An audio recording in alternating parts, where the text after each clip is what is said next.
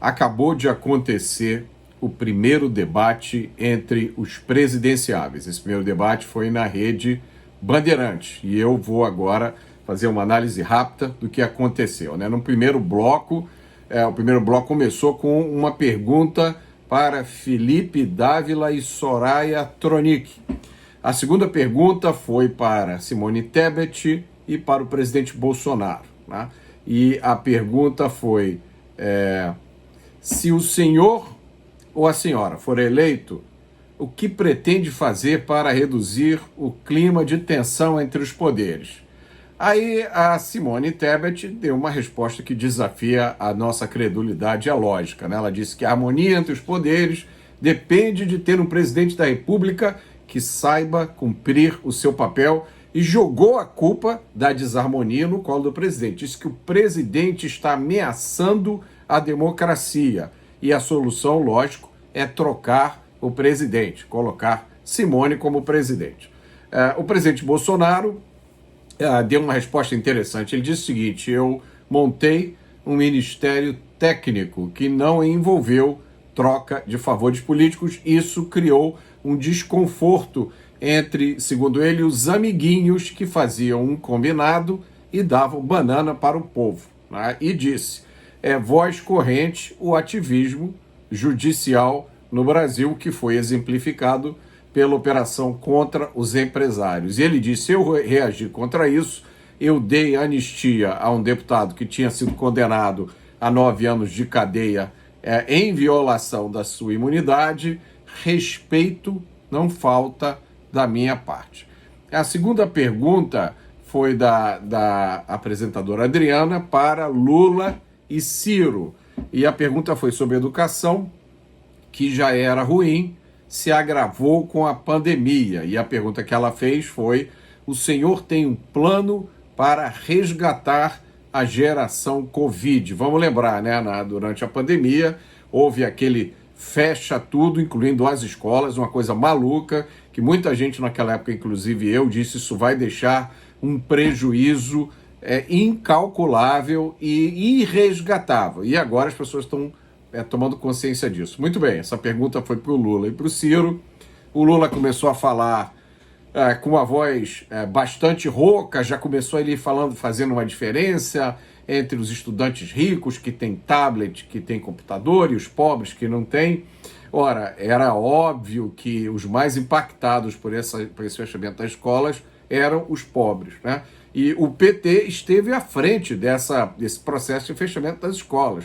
A esquerda, certos setores da esquerda, por eles, as escolas não tinham reaberto nem agora, né? Porque, segundo a narrativa deles, a pandemia não acabou e não podia reabrir as escolas.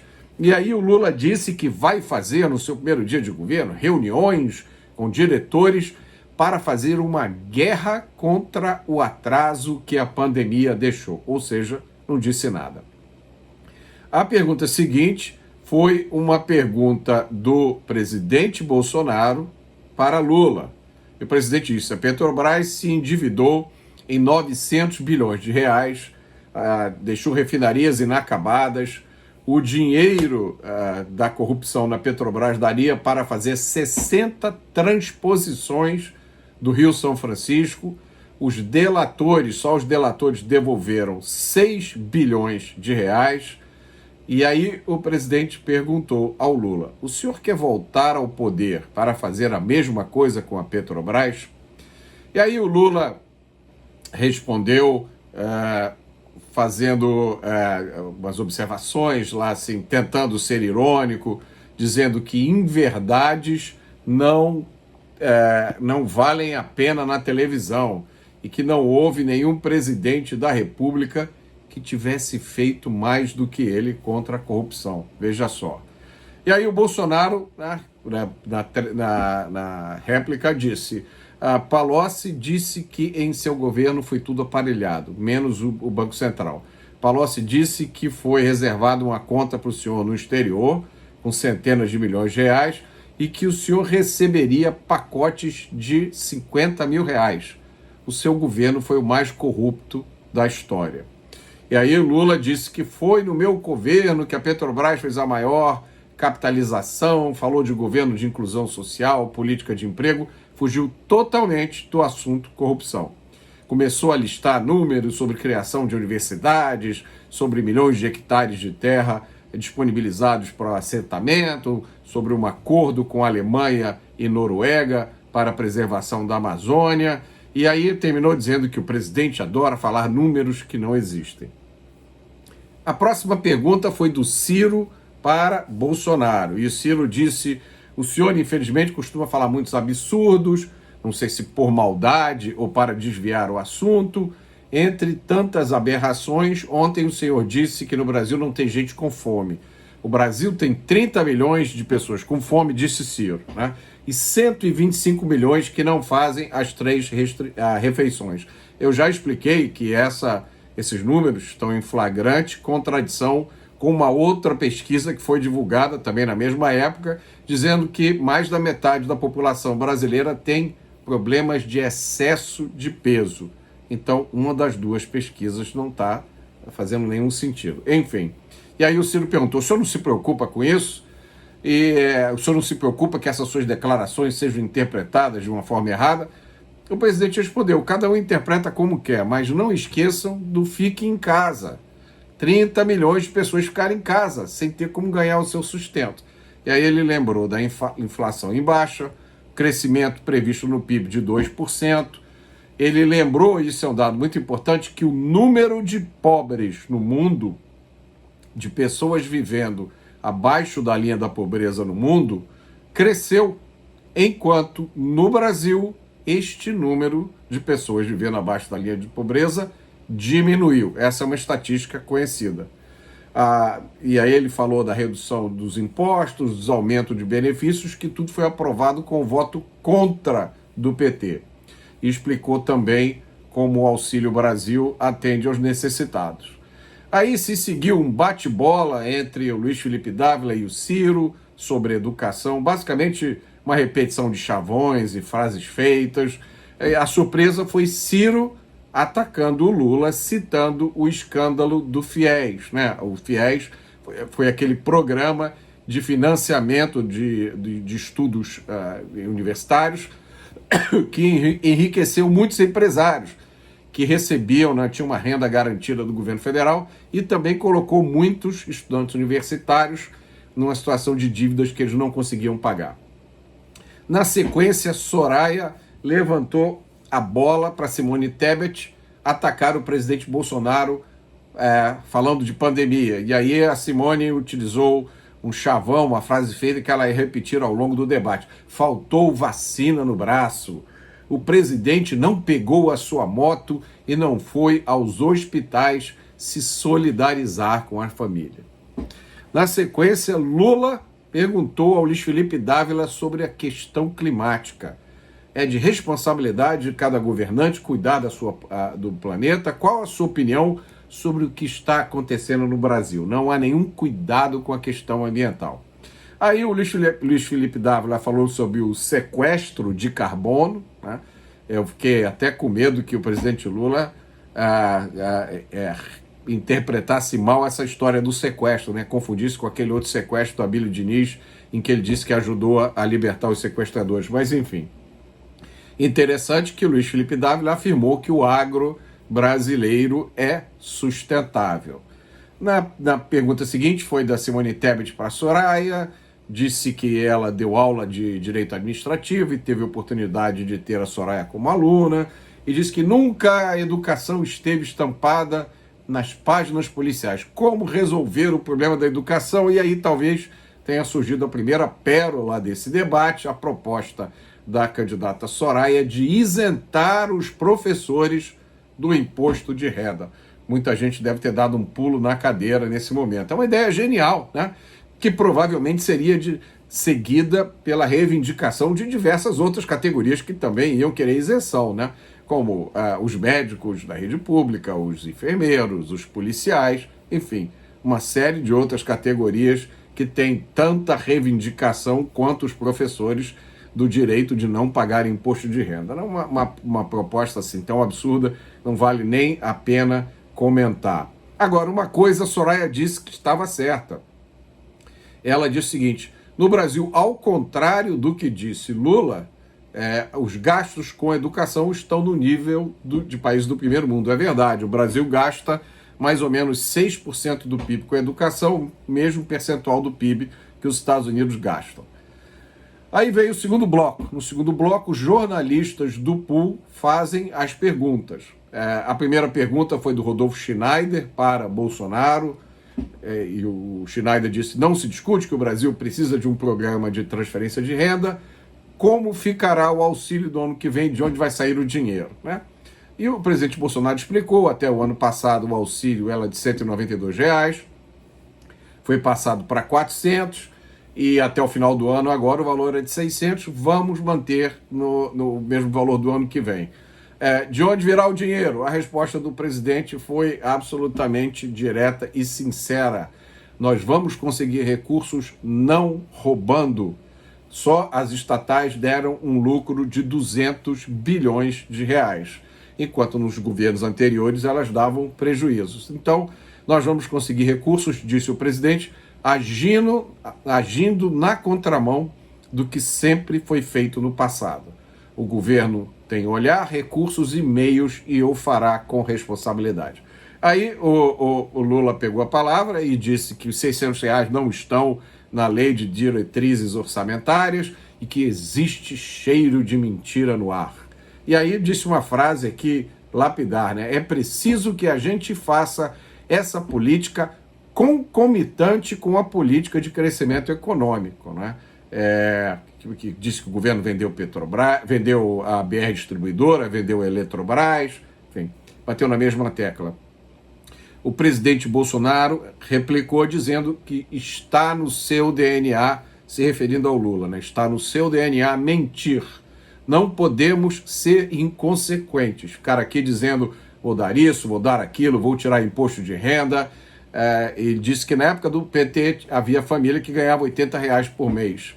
E disse: o Lula mentia sobre o número de crianças na rua. Ele admitiu isso e o fez rindo. Então, não dá para acreditar nada em nada do que ele diz. A segunda pergunta veio de Vera Magalhães e, na verdade, foi um ataque ao presidente Bolsonaro disfarçada de pergunta. Era uma pergunta que ela fez para o Ciro, com um comentário do presidente. Falou sobre a cobertura vacinal que vem despencando nos últimos anos para várias doenças, poliomielite, e deu a entender que isso se devia à desinformação sobre vacinas difundida pelo presidente para desacreditar a população quanto a vacinas. Inclusive, tinha até um erro de gramática aí na construção da pergunta da Vera. E aí o Ciro respondeu dizendo que no Ceará era tudo maravilha, tudo funcionava muito bem, todo mundo era vacinado, não tinha problema nenhum. E quando a palavra foi para o presidente Bolsonaro, ele reagiu de uma forma dura. Ele disse a Vera: não poderia esperar outra coisa de você. E fez uma observação muito cabível. Ele disse o seguinte: você não pode tomar tomar partido em um debate como esse. E a pergunta da Vera claramente foi uma pergunta desenhada não para informar, mas para prejudicar o presidente Bolsonaro. E o presidente disse: seu jornalismo é uma vergonha. E aí, se referindo à senadora Tebet, disse que o desempenho dela no Senado Federal tinha sido uma vergonha, né, na CPI da Covid, e lembrou uma fala dela sobre os governadores, uma declaração da senadora Tebet, que disse que não é porque houve roubo que os governadores deviam ser investigados. Aí o Ciro pegou a palavra de volta e prometeu reconciliar o Brasil.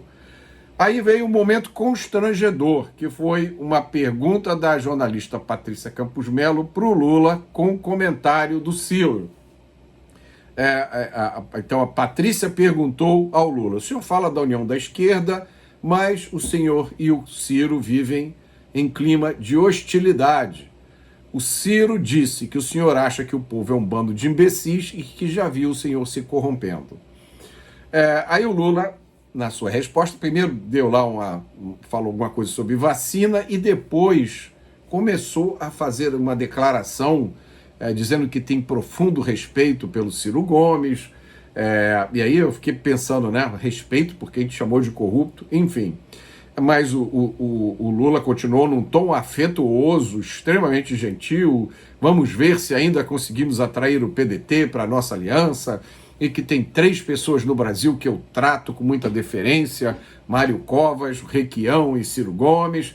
E aí na tela, nesse momento, deu para ver o Ciro com um sorriso afetuoso. Pareceu até um quadro antigo que tinha, eu acho que era um programa do Silvio Santos, que era um namoro na TV, né? Ficou um clima assim no ar. Mas o Ciro, quando foi responder, ele foi duro. Ele disse que atribui, inclusive, às contradições de Lula e do PT, o surgimento do fenômeno Bolsonaro. E disse: Lula se deixou corromper mesmo. O Lula anda com Gedel Viana, que é aquela pessoa daquele apartamento que tinham várias malas, que eu acho que é com 50 milhões de reais, enfim. E aí o Lula respondeu de novo, no mesmo tom afetuoso: mesmo assim, nós vamos conversar. E aí deu uma indireta para o Ciro, dizendo: olha, não fui eu que saí do Brasil para não ter que votar no Haddad. E aí o Ciro respondeu na lata, né? Não saiu, porque você estava preso. Enfim. Aí o Lula disparou o que talvez tenha sido a maior pérola desse debate. Ele disse o seguinte: fui absolvido em todos os 26 processos, inclusive fui absolvido na ONU. Ora, ninguém sabia que a ONU era uma instância do judiciário brasileiro. Então, essa frase agora ajuda a gente a entender as instâncias do judiciário brasileiro.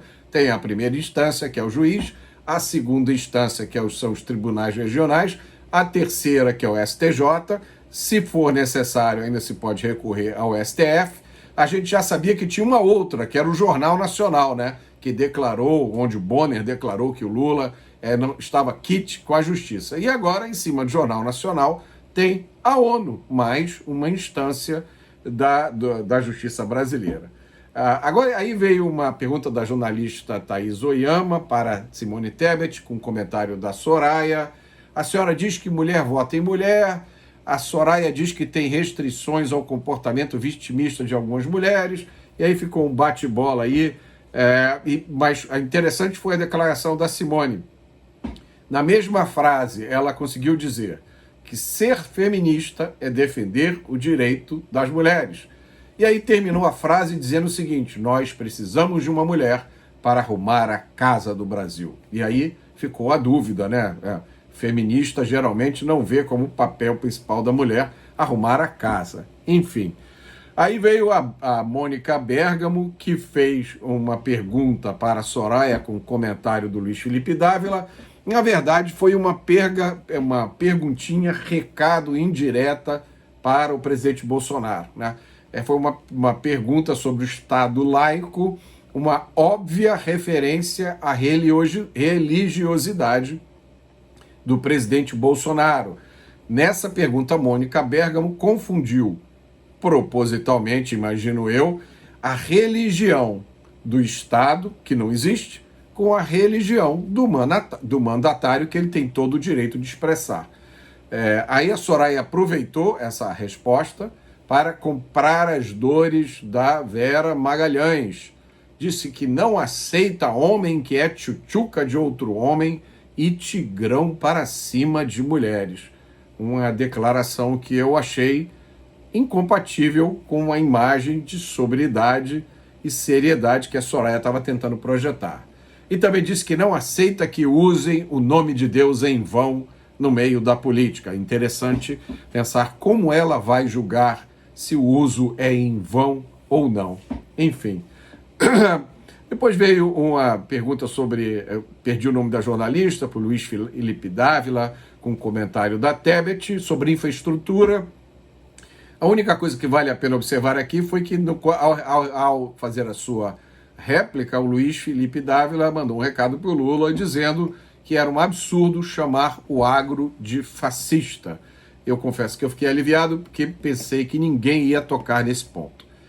Aí veio o terceiro bloco. Primeiro, a Simone Tebet pergunta ao Bolsonaro: o candidato, o senhor como deputado, defendeu um assassino de mulheres no Senado, votou contra direito de mulheres, ameaça jornalistas, comete misoginia Eu mesmo fui vítima de violência política de seus amigos. Ela juntou, né, uma série de chavões, de frases feitas, de lacrações, com essa expressão aí, violência política, que eu não consigo entender o que é que significa isso. Enfim. E aí o presidente disse, você me ataca sem prova nenhuma, né, começa dizendo que eu defendi um estuprador, mas duas mulheres foram na CPI da Covid, elas foram maltratadas, humilhadas, e a senhora estava escondida apoiando Renan Calheiros. Eu mesmo fiz essa pergunta a Simone Tebet na sabatina da Jovem Pan, por que ela não defendeu a doutora Nise Yamaguchi e a doutora Mayra Pinheiro? E ela deu lá uma resposta, que ela estava no gabinete, não era a vez dela falar, enfim, saiu pela tangente.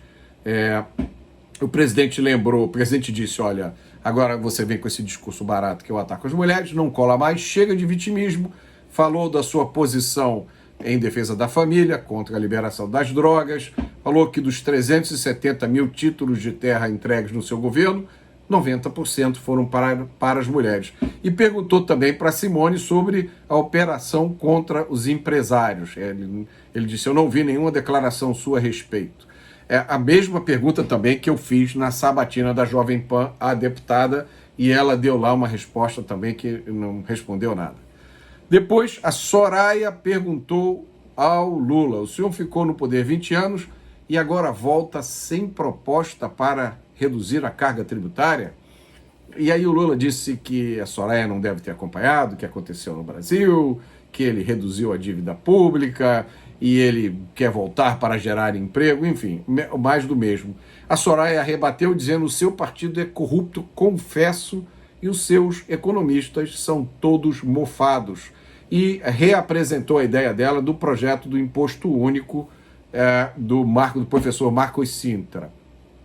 E aí o Lula disse, olha, nesse país se consegue falar muita coisa, mas a senhora não deve ter prestado atenção, mas a sua empregada doméstica viu, o seu motorista viu, o seu jardineiro viu, e aí falou de novo dessa imagem que ele usa que não faz sentido nenhum, né? Que é do entregador de comida que fica sentindo o cheiro da comida sem poder comer. Ora, entregar comida é o trabalho do entregador de comida. Ele não pode comer aquela comida, aquilo ali é um serviço que ele está prestando, ele é um trabalhador como qualquer outro, né? Então é uma expressão sem nenhum significado. Depois o Ciro perguntou ao Luiz Felipe Dávila, falou sobre a expansão do crédito, e o Luiz Felipe Dávila lembrou do legado do PT, 13 milhões de desempregados, contas públicas estouradas, corrupção, enriquecimento de empresas, falou da Oi e da EBX, duas empresas que enriqueceram muito no governo Lula, falou do rombo das estatais entre 2011 e 2020, foram 160 bilhões de reais de rombo. E disse que se o PT voltar, a chance do Brasil crescer de forma sustentável é zero. Depois veio uma pergunta do Bolsonaro para o Ciro, falou sobre a defesa da mulher, falou sobre vários programas e perguntou o que o Ciro achava. Aí o Ciro relembrou uma declaração do presidente. Disse que o senhor disse que quando o senhor teve vários filhos homens e quando nasceu a sua filha foi porque o senhor deu uma fraquejada. Aí o Bolsonaro respondeu dizendo o seguinte, eu já me desculpei várias vezes sobre essa declaração e me desculpo de novo aqui. Agora, você disse que a função da sua mulher era dormir com você. Essa é uma declaração famosa, muito conhecida do Ciro, né? E aí o Ciro perdeu as estribeiras, disse que 20 anos atrás eu cometi essa gracinha, foi um erro, eu já me desculpei, do mesmo jeito que o presidente já se desculpou, né? E aí fez um ataque ao presidente Bolsonaro que ficou sem resposta e sem explicação. Ele disse, você corrompeu todas as suas ex-esposas e corrompeu seus filhos. Eu não queria trazer esse assunto aqui, mas resolvi trazer pela sua falta de caráter. Então, nesse momento, o Ciro rompeu com aquela imagem de gente boa, do cara que estava ali para ser o conciliador, e fez essas acusações que ficaram sem explicação. Depois foi a vez do Lula perguntar para Tebet, e aí levantou a bola para ela. A senhora teve uma participação extraordinária na CPI da Covid, eu queria saber, houve ou não corrupção na saúde? E aí a Tebet, bom, primeiro disse que porque houve uma tentativa de comprar vacina superfaturada por uma vacina sem comprovação científica. E aí ela disse uma coisa que pegou Lula de surpresa. Ela disse, mas a corrupção não começou nesse governo, ela vem de governos passados. Esse governo tem esquema de corrupção, como teve o governo de Vossa Excelência. E aí o Lula, pego de surpresa, voltou para aquela defesa que ele usou no debate inteiro. A diferença é que no meu governo não teve nenhum processo que mais facilitou a investigação. Era transparência total. E aí a Simone Tebet respondeu, essa sua resposta já é conhecida por todos, por isso eu sou contra a reeleição. O Bolsonaro ganhou o direito de resposta e lembrou uma famosa frase do Lula. O Lula disse, ainda bem que a natureza criou esse monstro coronavírus. E aí falou do orçamento secreto, o presidente Bolsonaro disse, olha, o orçamento secreto eu trabalhei contra, e o PT apoiou. Quanto à vacina, com tentativa de corrupção, a senhora está de piada. Depois foi o Luiz Felipe Dávila para a Soraya, perguntando sobre o fundão de 5 bilhões de reais, se a Soraya não achava aquilo um absurdo. E aí a Soraya respondeu, nem todos têm o patrimônio que o senhor tem. O Luiz Felipe Dávila é uma pessoa de posses, né? E aí começou perguntas para candidatos de jornalistas.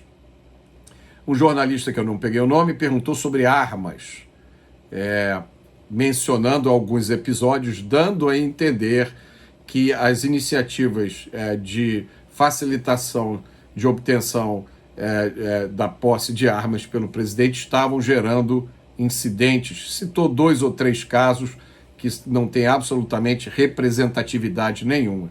E aí o Ciro, inadvertidamente, né, ajudou a esclarecer o problema. Ele começou dizendo, arma só serve para matar, até lá no interior do Brasil eu até concordo, né, mas eu vou fazer diferente.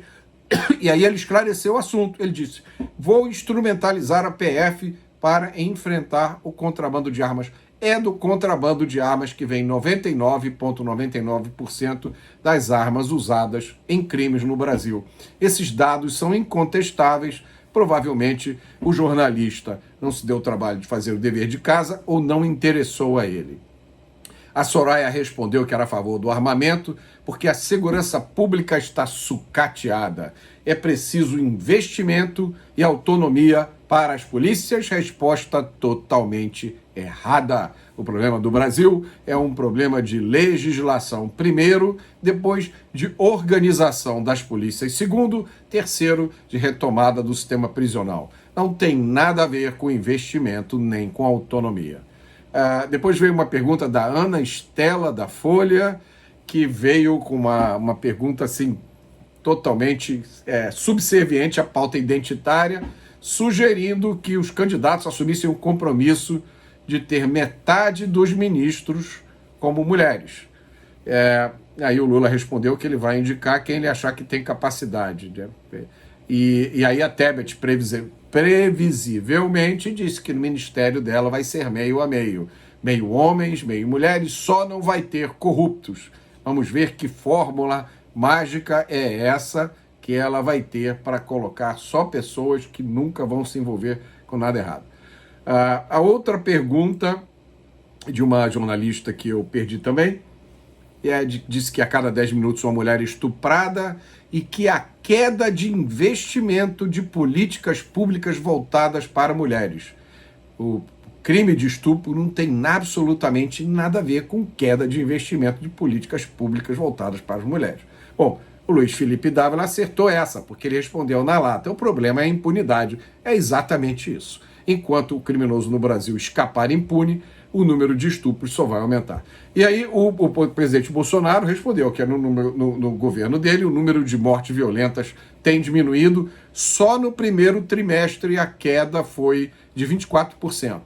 E de 2020 para 2021, essa queda foi de 7%. Então ele explicou, uma política que combate o crime, ela beneficia todo mundo. É óbvio, você Se você permite a impunidade favorece todo tipo de crime, inclusive estupros.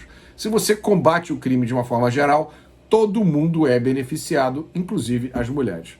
E aí vieram as considerações finais. O Ciro voltou a falar de juros e disse: o amor da minha vida é o Brasil. O candidato do PT se solidarizou à senadora Simone e, segundo ele, a jornalista que foi agredida, eu não vi ninguém ser agredido nesse debate. Elogiou o Alckmin de novo e disse que seu governo foi padrão Noruega, padrão Suécia. E, por último, reclamou que derrubaram a Lula, derrubaram a Dilma por causa de uma pedalada e comparou a pedalada com a motociata, numa comparação que deixou todo mundo sem entender o que ele estava falando. O presidente lembrou o compromisso com Deus, pátria, família e liberdade e lembrou, segundo ele, que o ex-presidiário apoiou Chávez, apoiou Maduro, o presidente da Argentina atual visitou o Lula na cadeia, Lula apoiou o presidente do Chile, um esquerdista que esteve envolvido em atividades de extrema esquerda, o Lula apoiou o novo presidente da Colômbia, o Petro, que já prometeu liberação de drogas, liberação de presos. Lula apoiou Ortega na Nicarágua, um regime que prende padres e persegue freiras. E o que é isso que vai acontecer com o Brasil se o ex-presidiário, segundo o presidente Bolsonaro, vai acontecer se o ex-presidiário voltar à cena do crime, porque ele representa a união de tudo que não presta. Bom, minha avaliação do debate. O presidente Bolsonaro foi muito bem, Lula foi muito mal, na minha avaliação. Lula falou sem convicção, ele não teve nenhuma resposta para a corrupção, se imaginaria que ele teria ensaiado, mas ele simplesmente perde o raciocínio e começa a repetir coisas que não tem nada a ver com o assunto corrupção. Ele recebeu alguns ataques surpreendentes, me surpreenderam, de alguns outros candidatos, e foi confrontado de uma forma direta e firme pelo presidente Bolsonaro. Sempre tentou escapar pela tangente. Tá? E a pérola dele, né, nas considerações finais, essa daqui talvez eu acho que merece o prêmio da maior pérola desse debate. Ele declarou: fui considerado inocente pela Suprema Corte. É mentira. Os dois processos criminais foram anulados por um erro de CEP. Eles deveriam ter acontecido em Brasília, segundo o STF, e aconteceram em Curitiba. Por isso os processos foram anulados, não houve nenhuma avaliação do mérito. Surpreendente porque o STF já tinha recebido várias vezes pedidos de anulação do processo, e acho que 7 vezes. E aí, na 8ª vez, resolveram anular. Então, Lula disse: fui considerado inocente pela Suprema Corte. Mentira. E depois completou: e pela primeira instância da ONU e pela segunda instância da ONU. Olha só, a gente nem sabia que a ONU fazia parte do judiciário brasileiro e que tinha 2 instâncias. A Simone Tebet repetiu a mesma performance de sempre, batendo na tecla da vitimização, escapando do questionamento sobre a sua participação na CPI do Covid. Em determinados momentos ela chegou quase a ser caricata. Eu acho que ela vai tirar muito pouco da participação nessa campanha eleitoral. A senadora Soraya estava lá para bater bola com a Simone Tebet, fez uma ou outra declaração memorável. O Ciro Gomes foi o Ciro de sempre, o candidato profissional. Na maioria do debate a gente teve a impressão de que ele estava se divertindo. E o presidente Bolsonaro mostrou-se seguro, controlado, firme, falando com sinceridade, muito autocontrole. Eu admiro isso, porque em determinados momentos ali, talvez se eu tivesse no debate, eu não tivesse estado tão controlado assim. O resumo é que, nesse debate, o presidente Bolsonaro não encontrou adversários à altura e sai mais forte do que antes.